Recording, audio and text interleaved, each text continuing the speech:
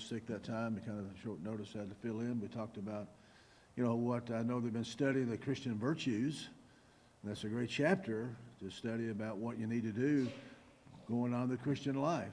After becoming a Christian, there are things that you need to add, and those virtues is what it's called. If you do that, it says you'll never stumble.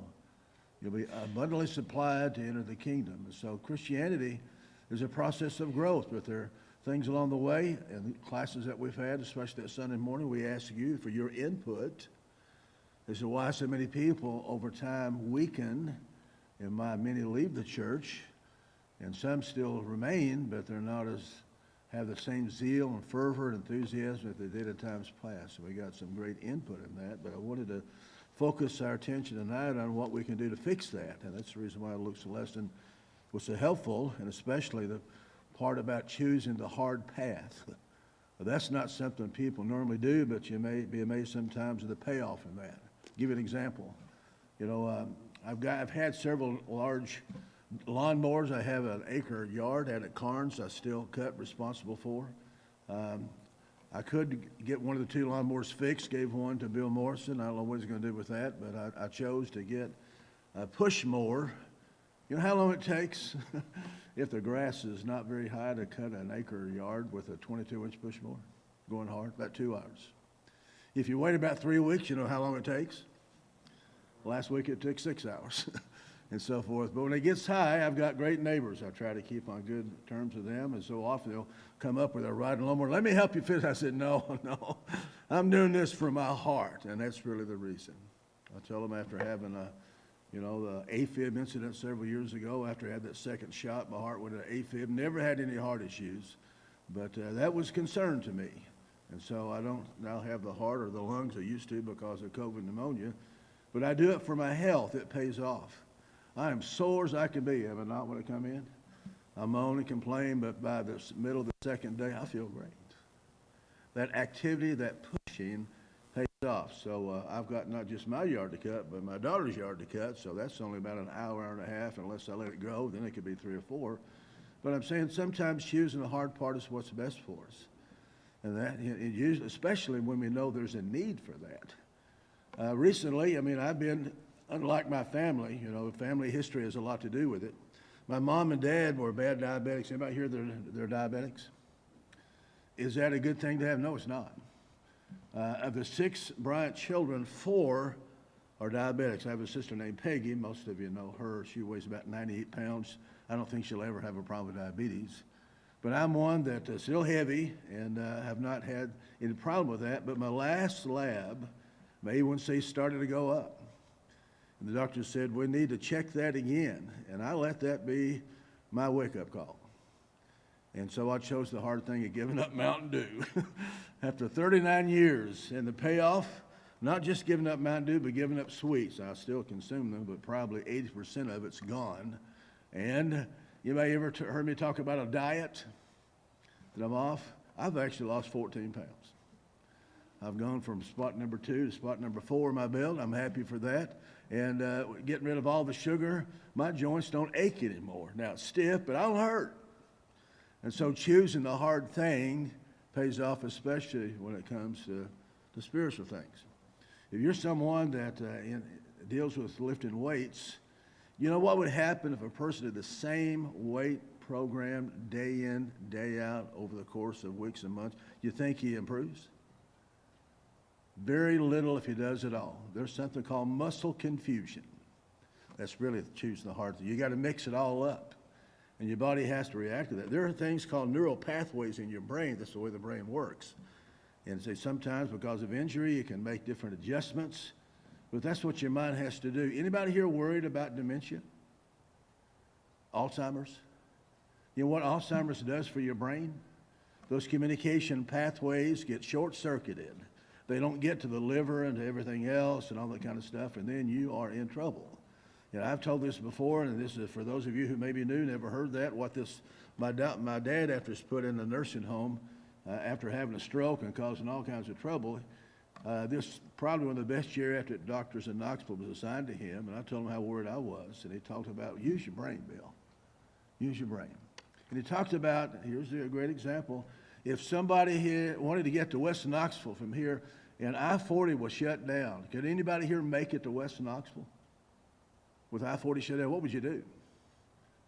Well, there's Kingston Pike, there's Oak Ridge Highway. What if those highways shut? Well, could you make it? Sure you could. Because if you knew the roads, you could take smaller roads, you'd eventually get there. And that's what the guy explained. If you continue to use your brain, it'll last longer. By the time my dad was 74 years old, which I'll be next week, he already had major issues. I don't want to be like him. So it's motivated. You wouldn't believe how many puzzles of Sudoku I've done over the years and things I've tried to remember, so it pays off. How do you apply that spiritually? Some people choose the easy path. Anybody remember the two examples he used? Two examples of people who chose the easy path. The first one, well, I mean, as far as Bible examples. This is see if you remembered, if you're listening, capacity is increased. Who was the first one? Normally when kings go out to war, that was King David. And then there was someone else who was a king years later, King Hezekiah. And so how important is memory? You can help your memory by doing certain things, but you know there are things that can happen that cause you to slow down. Over the last 4 or 5 years, there was an event that happened that, as far as small churches, contributed to about the loss of 1/3 of the membership of small churches. Anybody know what I'm talking about? COVID. What was so devastating about COVID for the church? What did COVID do that kind of kicked the growth of the church and churches that were doing okay and active that are no longer? What contributed to that out of COVID? What did that take away? It took away fellowship. It took away association. I mean, everybody remember that for a while. Just came in on Sunday morning. As far as, you know, we had a visitation program going. There are different things going on. But because of all the dissension in COVID, ended up losing a lot of people. And the others saw larger churches, which has not been unique to us. I'm just saying things got hard. And it's been that sometimes you stop doing something, unless you get the discipline to start over, then you kind of let it ride and do what your friend said not going to do, not going to follow the easy path. You've got to stay with it and be focused day after day after day. So he mentioned some of the things already, but what could the church do? If you take a smaller congregation like ours, I mean, we're proud of the low point attendance-wise since I've been here 25 years. Our high point was August of 2011. We were averaging 162. You know what 162 looks like in this auditorium? We had issues when people came in, 4 or 5 families, 4 or 5 in a family, they had to split up. Why? There weren't seats. I mean, at the time, we had 200 seats in the auditorium. If you average 162, it was not uncommon to have 180. Well, that was an issue. Where'd they go? See, different things happen. Congregations have an ebb and flow. There are things happen. You know, I've told the students at school, they didn't know the history of Carnes, but, you know, Carnes is my congregation. Now they're running over 400. They're doing well. But even they had a hard time. Back when I came back home in 1999, shortly thereafter, my parents told me that Carnes was having issues. There was a lot of strife among the elders. It got so bad, they had to dissolve the eldership for about 6 months and then reinstate elders because there was a division. Some of the problem was the liberal elders wanted to do different things, so they ended up leaving, and a lot of the good elders remained and got put back in, but they recovered from that. I don't care who you are. In life, there's going to be times where you struggle and times where things happen that you may not be used to handling. If it's something new especially, that's when we seem to struggle, or someone loses a family member for the first time, or has a health issue, or a major financial issue that you never had to face. Sometimes it knocks us off our feet, but Christians rise up and do better. So what things can a church do that makes up their mind? We want to do better like us. That's who we are. What could individual Christians do to help pull out of the complacency, if you will, and be able to start doing it again? What contributed to it, and what things can be done specifically? I mean, Lucas mentioned a lot of them already tonight. You can review or mention what he did and review for your sake. What are things that you recommend doing? We've already talked about things that contribute to the fall and decline of individual growth. What are things that can be done, should be done to help them? He's already mentioned Bible study. Can a Christian go, can a congregation grow, do well without knowledgeable Bible people? Can a Christian go without regularly studying his Bible? Can he grow? Who doesn't know that Bible study is important? Yes. You can.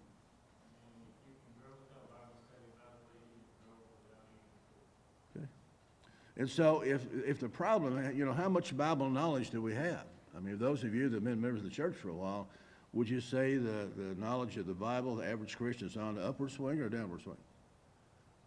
In a day and age, we have more Bible opportunities through internet and all these different things. There's never been a time in the history of man when more spiritual resources are available as much as today. You can get a school of preaching education at home through the internet. Brotherhood's made those things available. Yes, Karen?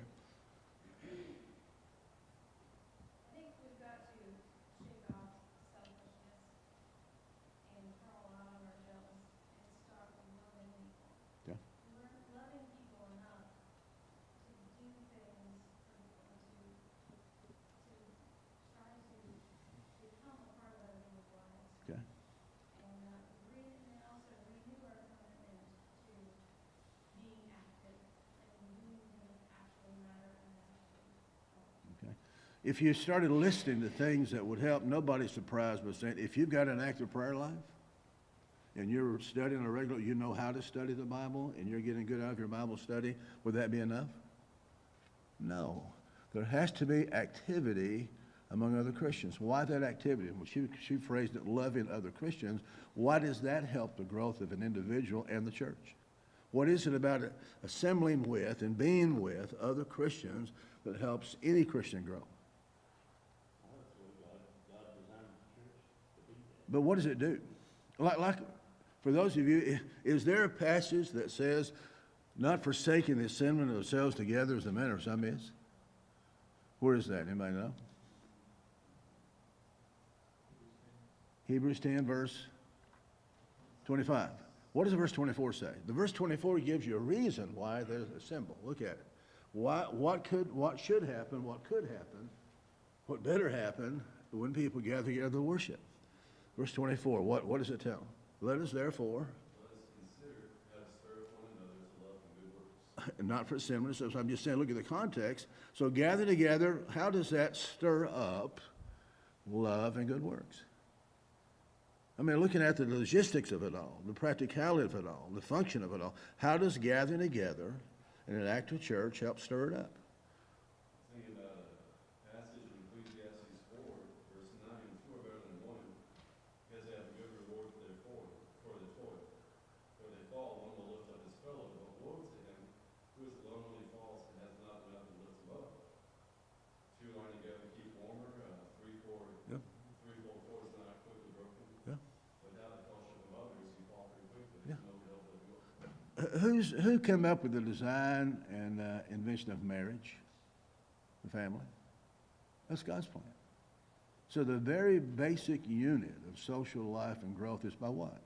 A man and a woman would gather together.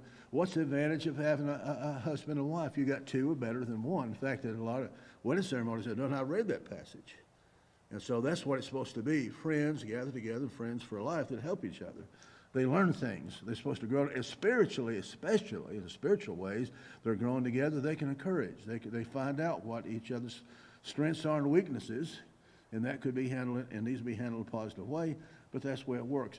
Why would God conceive the idea of a church? Well, why would he? It's not just a marriage that makes a family. Two people got a husband and wife, and then they have a family. What's the advantage of a family? That's still God's invention. Mom and dad, aunts and uncles, grandparents, children, grandchildren. What's the advantage of having a functional, close family? What do you learn?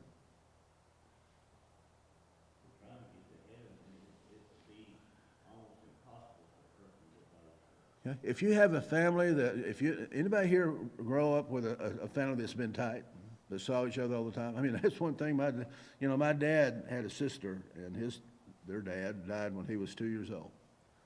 And so one thing my dad, he loved his mama. And when he got, he was in the Merchant Marines, traveled all over the world for 6 years, came home, met my mom, had 6 kids in 10 years. But you know what we did on vacations? We traveled to see, guess who? Went to Cincinnati, up to Noblesville, Indiana, all these different places. Why would we do that? To see aunts and uncles. We were close. Anybody can give me a number of how many cousins you had? How many cousins do you have?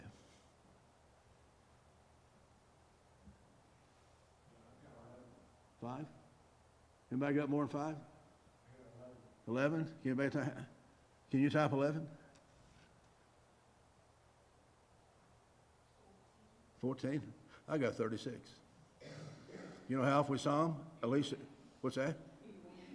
Yeah. How many brothers did you have, sisters? How many brothers and how many siblings in your family? How many grandkids your parents have? But I've been seeing, years ago, before America went on the move, you stayed generally within 10 or 15 miles of where you grew up. And you had what as a part of role model? You had your family that was there. And aunts and uncles, when we go up to Kentucky, every third or fourth weekend, all the time growing up till my grandmother died, Uncle Clifford could spank my bottom as fast as my dad did. He had the permission to do that. Why would my dad give him the permission to spank my bottom? Because it needed it. He didn't have to wait, didn't have to worry about any kind of excuses. And growing up out in Carnes, if I broke Mr. Fan's window, Mr. Fan would come up and tell my dad, guess what would always happen? And anybody grew up in a neighborhood like that? What did you do? So when you think about all the support that you had, it's helpful, but going back to what Kara said, what is it besides getting the support from someone, a physical body there to help you through a tough time? What's the bigger picture of why that helps? Looking back at the big picture, why is that helpful to your growth and development as a Christian? That you need to see that will help you grow. If you've got people in the church that have been there for you and helped you through the toughest times of your life, which many of you have, that's why you're still here, like the friend you have down there in South Carolina, 4 hours away, he's still a friend. You still talk. You're still edified. You're still brought, encouraged by him. But stepping back, who made all that possible? God did. God arranged that. And so if anybody's grown up as a teenager thought your mom and dad was really mean until you got out and saw other kids, then what they were doing, then how good did your mom and dad look then? I mean, by the time I was 25, I realized I had the toughest mom and dad, but they were the best. They were tough, but see, if you live as a teenager, how big is your world? But when you're out there working on your own, by the time you're 35, how big is your world then? What do you get to see? You see a lot of good examples, well, a few good examples of good examples, a lot of good examples of bad examples. But in the church, you see stories, if you get involved with people, and not just, if you're a Sunday morning only, you miss it. But if you're involved, you get your hands dirty in the lives of people, then you see good things happen, like Bill. Bill and I are close. Been studying all those years.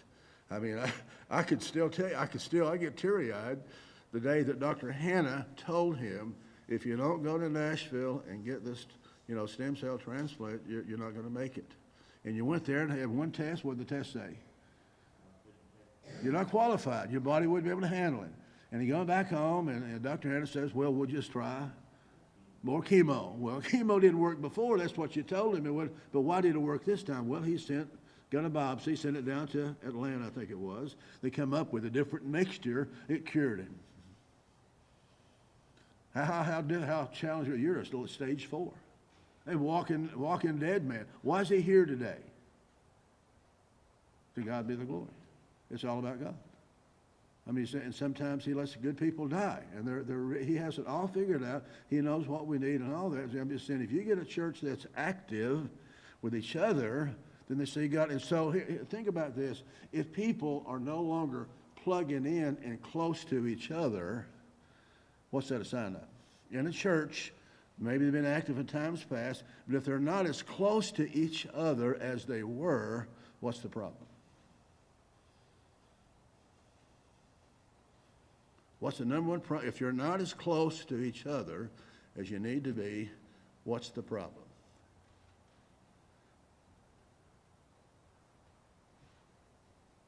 Here's the answer: if you're not close to God. you're not close to God. Is that the answer? Because if you were, what would you be doing? Because if you're close to God, what do you know you need to do? So how much have you learned? How many of you have been edified, built up, stirred up, provoked by good things, by what you've seen other brothers and sisters do? You see that, it inspires you. You want to do better. I mean, Bill has never preached a sermon. I'm trying to get him to be a little bit more. But the sermon, when he was going through, those of you who knew him when he was going through all the tough time, how many services did you miss? Very few. Now, when he would go in, was it every third week? He'd go in on Monday morning at UT when he was going to the massive chemo, and you would leave on what day? Friday afternoon, Monday to Friday, constant IV, sick as a dog.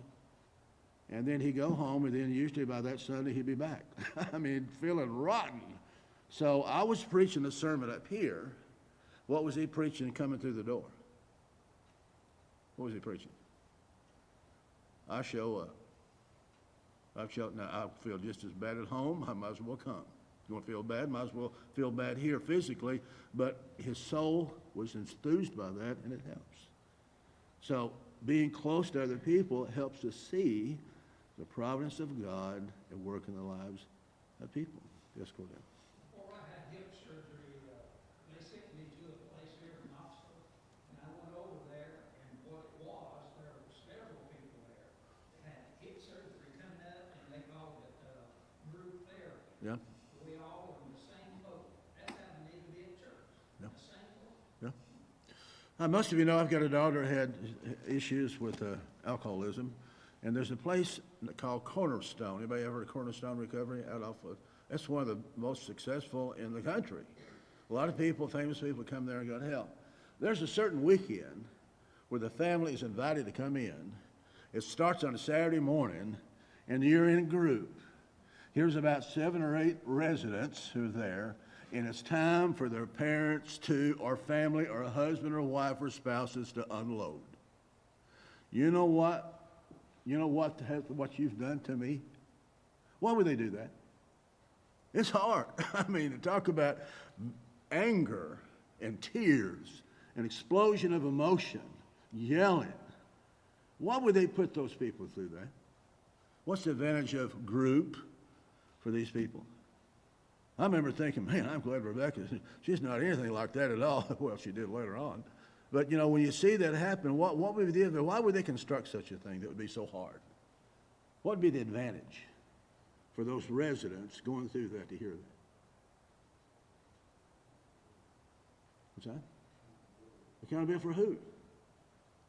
Now, the person that's getting blessed out by their mom, I seem to, we lost our house because of you. Every dollar we've got has gone to get you well, and you're still here. You think that hurts? Now, that person may still be mad and not be gained at all, but you know who else is seeing that? That's not a part of that. Who else is watching that? The other members of the group. And what are they seeing? They're not involved. It's not their mom, it's not their dad, it's not them getting yelled at. What do they see? What vantage point do they have in group? What are they seeing now that they've not seen before? They're seeing the hurt and the sadness and the anger of someone else. So see, that's the thing. If you're right there in the line of fire, you don't get it. But watching someone else go through that, if you got any kind of humanity at all, what does it do to you? So in the church, the good and the bad, if people are involved, you get to see the good and the bad and grow through that. I mean, we've had our issues. I remember when we went through our tough time in 2012, 2013. One of the things that were done on a regular basis that did more good than any sermons I ever preached, we started eating. Larry, Jane, thank you. How often do we have Sunday night dinners, Larry? Every Sunday. We went through the first year, maybe missed 1 or 2 Sundays. I mean, 50 Sundays, I gained 13 pounds. I don't know what the rest of you gained, but what did that do? Every Sunday night, for almost 2 or 3 years, and we still kept it up for a long time till COVID. What was the advantage of the church coming in? How could they heal on a Sunday night? Well, it started out, we'd go over to McDonald's or someplace. We'd run over the place, but poor people showed up. We better do it here. And it grew to how many we have? 2/3 of the people coming had those meals. What do those meals do?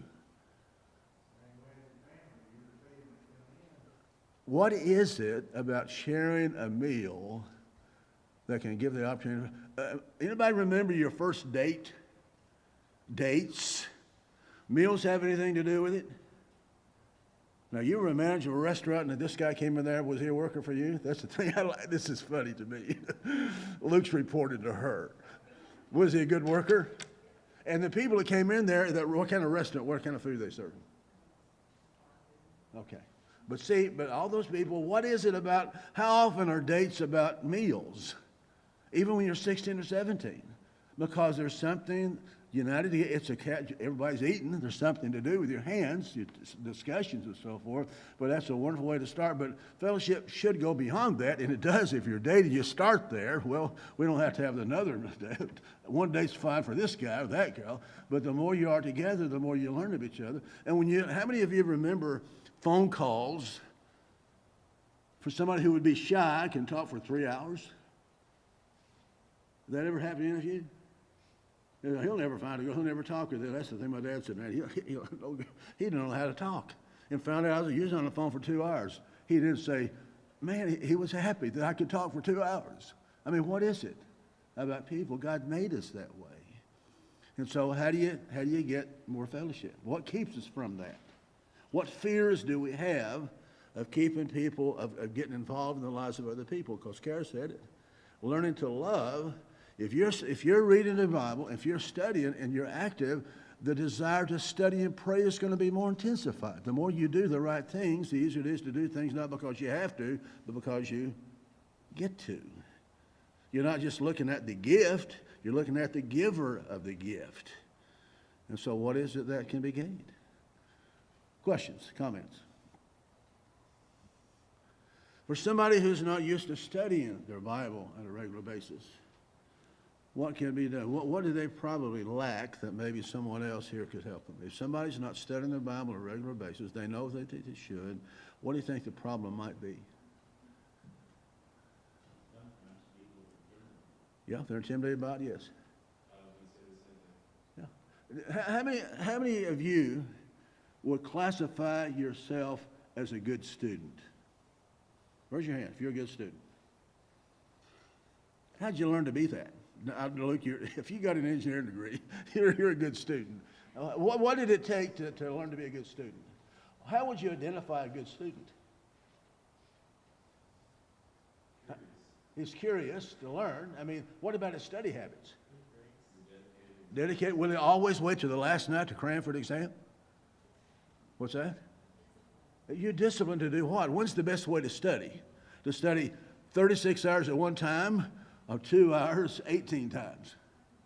I mean, you hit saturation after 3 or 4 hours, it's not doing any good like water off a duck's back. So I'm just saying, what percentage, I just want your input, what do you think the percentage of the average member of the Lord's church knows how to study the Bible on his own and gain from that? What do you think, percentage? I'd say it's not even 20%. 20% they can study, because if they knew how, what would they do? And so here's the conflict. I want you to go out and study with someone else, the Bible, but you don't know how to study on your own. Good luck. So what has to be done first? I was standing and reading on the way over. Probably one of the biggest mistakes I've ever made in all my years is not spending enough time showing people how to read the Scriptures and how to study the Scriptures. Last passage, 2 Timothy 2:15. Anybody quote it? 2 Timothy 2:15. What is it? King James, study to show thyself to prove to God a work without need of be ashamed, rightly dividing. And see, so if you don't know the Scriptures, don't know how to study, you can't rightly divide, then you can't defend things. And that's the reason why we want to mix it up the next couple of Wednesday nights and talking about the plan of salvation. That's the reason why I mentioned, we did our role play today. Had 2 or 3 cocky guys. After an hour, they weren't cocky anymore. I had them frustrated. Their voices, hey, you better calm down. I mean, they got intense. I'm just the guy across the desk, just a teacher. And they you know what? Either guys that were pretty smart, but their intensity level got pretty high. And it was machine gun. His quote, his verses, you got your verses, I got mine.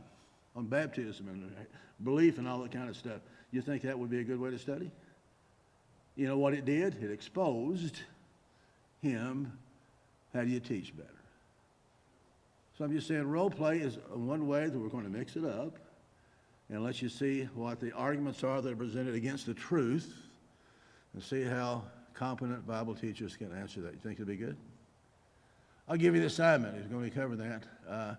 Got all those verses on belief, and that's where they go to. Ephesians 2, for by grace are you saved through faith. And then there's something in there that prevents baptism from being a part of the equation. Not of works, lest any man should boast. That's the verse.